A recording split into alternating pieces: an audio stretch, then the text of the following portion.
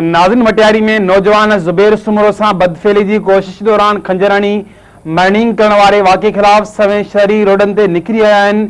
सियासी समाजी धुरियुनि तरफ़ां एहतिजाजी रैली कढी वई आहे। वधीक तफ़सील ॿुधाइण लाइ असां सां टेलीफोन लाइन ते मौजूद आहे मेहरान टीवी जो रिपोर्टर बाबू ख़ासगिली। जी बाबू, कहिड़ा तफ़सील आहिनि वधीक? जी आऊं तव्हांखे ॿुधाईंदो हलां त 2 ॾींहं पहिरीं जेको मटियारी में ज़ुबैर सुमरो सां भाउ तरफ़ां ज़्यादती जे इरादे सां वठी वञण बैदि मज़ामत करण ते ज़ुबैर सुमरो खे छुरियुनि जा वार करे गलो कपे छॾियो हो, जेको हिन वक़्तु ज़िंदगी ऐं मौत जी कशमकश में मुब्तला आहे।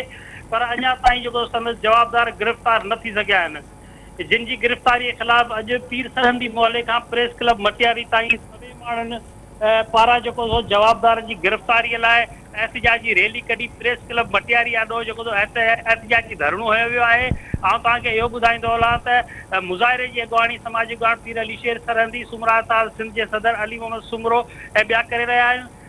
धरणे में जेको STP Sindh Memon Ittehad PTI PP youth wing JUI खां अलावा जेको केतिरियूं ई जेको बिरादरियुनि जूं तंज़ीमूं ऐं जेको समाजी सियासी अॻुवाणनि जेको शिरकत कई आहे, जंहिंमें हाजी अब्दुल रज़ाक मेमन सिंध मेमन जेको इत्तेहाद जो सरवाण, JUI अॻुवाण सलीम सिंधी, STP अॻुवाण शौकत अबड़ो, समाजी अॻुवाण रहमतुल्लाह तुर्क, एडवोकेट पीरल मजीदाणू ऐं उन खां अलावा मौलाना असदुल्ला खोड़ो, तारिक मेमन खां अलावा जेको केतिरनि ई जेको शहरनि वॾे अंग में जेको धरणे में शिरकत करे जेको इहो मुतालबो कयो आहे त फौरी तौर ते जवाबदार गिरफ़्तार कया वञनि ऐं ज़ुबैर सुमरो सां इंसाफ़ कयो वञे। जी, तफ़सीलनि खां आगाह करण लाइ बाबू, तव्हांजी महिरबानी।